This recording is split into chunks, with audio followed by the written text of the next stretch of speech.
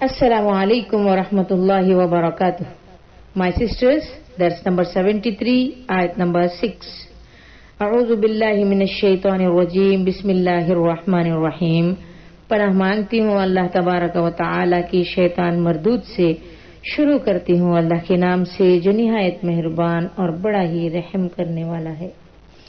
युजादिलूनका fill हक़्क़ि बअदमा तबय्यना कअन्नमा युसाक़ूना इलल मौति वहुम यंज़ुरून। युजादिलूनका, वो आपसे झगड़ते थे, फिल हक़्क़ि, हक बात में, बाद मा, जब के, तबय्यना, वो जाहिर हो चुका, कअन्नमा, गोया के वो, युसाक़ूना, हाके जा रहे हैं, इला तरफ, अल मौत, मौत, वहुम, और वो, यंज़ुरून, देख रहे हैं। वो आपसे हक के बारे में झगड़ा करते हैं, वो आपसे हक के बारे में झगड़ा करते थे, हालांकि हक तो सामने आ चुका था, जाहिर हो चुका था। उनका ये हाल था जैसे वो मौत की तरफ हाके जा रहे हैं और वो मौत को आंखों से देख रहे हैं। हाके जाना, जैसे कि आप लोगों ने देखा होगा, बकरियां चराने वाला या दूसरे जानवर, गाय और बैलों को चराने वाला एक लकड़ी से अपने जानवरों को हाँक कर ले जाता है, इसको कहते हैं हाँक कर ले जाना।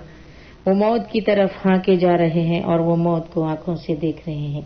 आयत नंबर 7, वइज़ यዒदुकुमुल्लाहु इहदा त्वाइफ़तैनि अन्नहा लकुम व तवद्दूना अन्न गैर ज़ाति शौकति तकूनु लकुम व युरीदुल्लाहु अन युहिक़्क़ल हक़्क़ बिकलिमातिही व यक़तअ दाबिरल काफ़िरीन। वइज़, और जब, यঈदुकुम, तुम्हें वादा देता था, अल्लाह इहदा, एक का, त्वाइफ़तैन, दो ग्रोह, दो जमात, अन्नहा, कि वो, लकुम, तुम्हारे लिए, व तवद्दूना, और चाहते थे, अन्न, के, गैर, बगैर, ज़ाति शौकति, कांटे वाला, तकूनु, हो, लकुम, तुम्हारे लिए, वो, और युरीदु, चाहता था, अल्लाह, अन के, युहिक़्क़, साबित कर दे, हक़, हक़ को, बिकलिमाती, अपने कलिमात से, व यक़तअ, और काट दे, दाबिर, जड़ को, अल काफिरीन, काफिर। और जब अल्लाह ने तुमसे वादा किया था कि दोनों गुरोहों में से, दोनों जमातों में से एक तुम्हारा होगा, और तुम ये चाहते थे कि वो गैर मुसल्लह ग्रोह यानी बगैर हथियार वाला ग्रोह तुम्हारे हाथ लग जाए, जबकि अल्लाह ये चाहता था कि अपने इरशादात से हक को हक कर दिखाए और काफिरों की जड़ काट कर रख दे। आयत नंबर 8, लियुहिक़्क़ल हक़्क़ व युबतिलल बातिल वलौ करिहल मुजरिमून। लियुहिक़्क़, ताकि हक साबित कर दे, हक का हक, व युबतिला, और बातिल साबित कर दे, अल बातिल, बातिल, वलौ, चाहे, करिहा, नापसंद करे, अल मुजरिमून, मुजरिम, ताकि अल्लाह हक को हक कर दिखाए और बातिल को मिटा दे, ख्वाह ये बात मुजरिमों को नागवार हो। जो मुसलमान तिजारती काफिले पर हमले के गर्ज से निकले थे, जब उन्हें मालूम हुआ कि हम 313 निहत्ते आदमियों को, शायद निहत्ते यानी जिनके पास बराबर से हथियार नहीं थे, निहत्ते आदमियों को शायद कुफ्फार के 1000 मुसल्लह लश्कर यानी हथियारों से लैस लश्कर से जंग करना पड़े, तो उनमें से कुछ लोगों को ये बात सख्त नागवार गुजरी। मौत उन्हें मुंह खोले सामने नजर आने लगी। उनका तकाजा ये था कि जब अल्लाह ताला ने हमें दो जमातों यानी तिजारती काफिले पर या कुफ्फार के लश्कर पर फतह यानी जीत में से एक का वादा किया है, तो फिर हमें तिजारती काफिले का रुख करना चाहिए जो कि हथियारों से लैस नहीं है और आदमी भी थोड़े हैं, माल भी बहुत हाथ आएगा।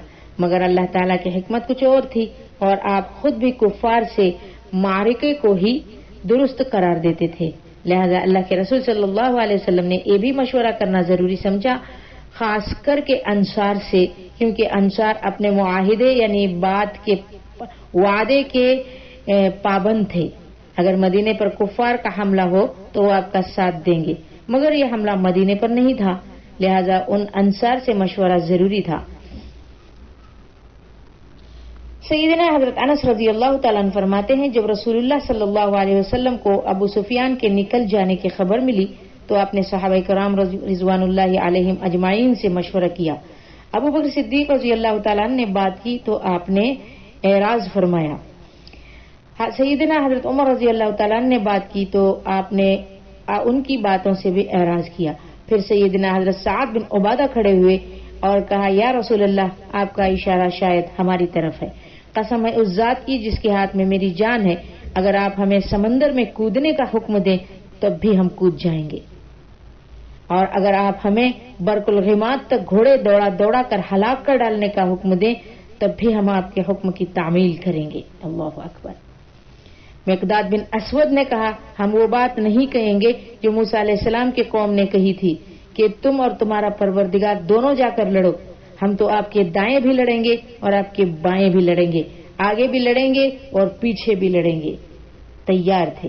عبداللہ بن مسعود رضی اللہ تعالیٰ عنہ کہتے ہیں کہ میں نے دیکھا نبی صلی اللہ علیہ وسلم کا چہرہ چمکنے لگا اور ان کی ان باتوں نے آپ کو خوش کر دیا۔ چنانچہ اس مشورے کے بعد آپ نے کفار کے مسلح لشکر یعنی ہتھیاروں سے لیس لشکر کی طرف بڑھنے کا ارادہ کر لیا، اور اللہ کی بھی یہی مشیت تھی، اللہ کا بھی یہی ارادہ تھا حق اور باطل میں فیصلہ کن معرکہ ہو۔ اس طرح مسلمانوں کو پوری طرح جانچنے کے بعد کامیابی سے وہ اللہ تعالی ہمکنار کرے اور اپنا وعدہ پورا کرے۔ دوسری طرف ابو جہل کی ضد کافروں کو مقابلے کے میدان میں گھسیٹ کر لے آئی۔ اس طرح اللہ تعالیٰ جس طرح حق اور باطل کے معرکے یعنی لڑائی میں کفر کا سر توڑنا چاہتا تھا اس کے اسباب پیدا ہو گئے۔ مال غنیمت کے بارے میں فیصلہ سنانے اور سچے مومنوں کی علامت بتلانے کے بعد اللہ تعالیٰ نے آیت نمبر 5 اور 6 میں فرمایا، یعنی جس طرح بعض مال غنیمت لوٹنے والوں کو اللہ کا فیصلہ اور ان کی اللہ کا فیصلہ مال غنیمت لوٹنے والوں کو اللہ کا فیصلہ ان کی طبیعت پر ناگوار گزرا، ان کے لیے بالکل ناگوار گزرا، اس طرح یہ بات بھی بعض مسلمانوں کو ناگوار گزری کہ اللہ نے آپ کو گھر سے حق اور باطل کی لڑائی برپا کرنے کے لیے حق کو غالب اور سر بلند کرنے اور باطل کا سر کچلنے کے لیے نکالا تھا، تجارتی قافلے کو لوٹنے کے لیے نہیں تھا۔ یہی بات بعض مسلمانوں کو اتنی ناگوار تھی کہ وہ لڑائی کو موت کے منہ میں جانے کے برابر سمجھ رہے تھے، اور ان کا جھگڑا اسی حق اور باطل کی جنگ کے سلسلے میں تھا۔ وہ کہتے تھے کہ جب اللہ نے ہمیں 2 باتوں میں سے ایک کا وعدہ کر رکھا ہے تو ہم لڑائی کرنے والوں کے جماعت کے ساتھ کیوں جائیں، ہم تو صرف تجارتی قافلے کو روک کر ان سے اپنا مال وصول کریں۔ اللہ۔ آیت نمبر 9 اذ تستغیثون ربکم فاستجاب لکم انی ممدکم بألف من الملائکۃ مردفین۔ اذ جب تستغیثون تم فریاد کرتے تھے ربکم اپنا رب، فاستجاب تو اس نے قبول کر لی لکم تمہاری، انی کہ میں ممدکم مدد کروں گا تمہاری بألف 1000 من سے ملائکہ فرشتے مردفین ایک دوسرے کے پیچھے لگاتار۔ اور جب تم اپنے پروردگار سے فریاد کر رہے تھے تو اللہ تعالیٰ نے تمہیں جواب میں فرمایا کہ میں مسلسل 1000 فرشتے تمہاری مدد کو بھیج رہا ہوں۔ جب بدر کے موقع پر دونوں لشکروں نے آمنے سامنے ڈیرا ڈال دیا اور آپ نے دیکھا کہ مسلمان کافروں کے مقابلے میں 1/3 حصے سے بھی کم ہے، یعنی پاؤ سے بھی کم ہے اور ہتھیار بھی نہیں ہیں، تو آپ نے اپنے لیے ایک خیمہ نصب کرنے کا حکم دیا۔ خیمہ آپ جانتے ہوں گے خیمہ کسے کہتے ہیں، شامیانے کی طرح پردے کا ایک کمرہ بنا دیا جاتا ہے جسے عریش کہتے ہیں۔ اس میں آپ صلی اللہ علیہ وسلم نے ساری رات اللہ کے حضور دعائیں اور آہوازاری کر دی۔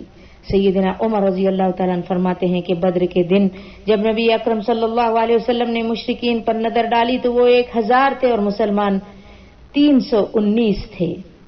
آپ صلی اللہ علیہ وسلم نے روح ہو کر قبلے کی طرف منہ کر کے دونوں ہاتھ پھیلا دیے، پھر اپنے رب سے فریاد کرنے لگے۔ آپ نے اس طرح دعا کی، اے اللہ تو نے جو وعدہ کیا ہے اسے پورا کر دے، اے اللہ اگر مسلمانوں کی اس جماعت کو تو نے ہلاک کر دیا تو پھر زمین پر تیری عبادت نہ ہوگی۔ آپ بہت دیر تک قبلہ رو ہو کر ہاتھ پھیلائے رہے، یہاں تک کہ چادر آپ کے کندھے سے گر گئی۔ اتنے میں حضرت ابوبکر صدیق رضی اللہ تعالیٰ عنہ آئے اور انہوں نے چادر اٹھا کر آپ صلی اللہ علیہ وسلم کے کندھوں پر ڈالی، پھر پیچھے سے آپ کے ساتھ چمٹ گئے اور کہا، اے اللہ کے نبی، آپ صلی اللہ علیہ وسلم نے اپنے رب سے آہوازاری کرنے میں حد کر دی، بے شک اللہ آپ سے وعدہ پورا کرے گا۔ پھر اللہ تعالیٰ نے یہ آیت نازل فرمائی۔ सैयदना इब्न अब्बास रजी अल्लाह ताला अन्हु कहते हैं कि एक मुसलमान एक काफिर के पीछे दौड़ रहा था कि उसे ऊपर से एक कोड़े की आवाज आई, हंटर की आवाज आई और सवार की भी आवाज आई। वो सवार कह रहा था, हैजूम, गालिबन उसके घोड़े का नाम था, आगे बढ़। इतने में उस मुसलमान ने देखा कि वो काफिर उसके सामने चित पड़ा है, गिर कर वो चित पड़ा है। उसकी नाक पर निशान था, उसका सर फट गया था, गोया किसी ने उसे कोड़ा मारा है। फिर उसका सारा जिस्म हरा हो गया। वो अंसारी सहाबी हुजूर सल्लल्लाहु अलैहि वसल्लम के पास आए और सारा माजरा बयान किया।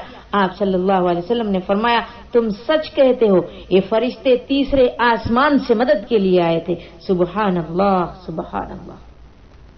सैयदना इब्न अब्बास रजी अल्लाह ताला अन्हु कहते हैं कि आपने फरमाया, ये जिब्रील अमीन हैं, अपने घोड़े का सर थामे हुए, उन पर लड़ाई के हथियार हैं जिन्होंने उस पर हमला किया। उन्हीं से रिवायत है कि मुसलमानों ने 70 काफिरों को कत्ल किया और 70 को कैद कर दिया। आयत नंबर 10 इंशाअल्लाह आइंदा। अस्सलामु अलैकुम व रहमतुल्लाहि व बरकातहू।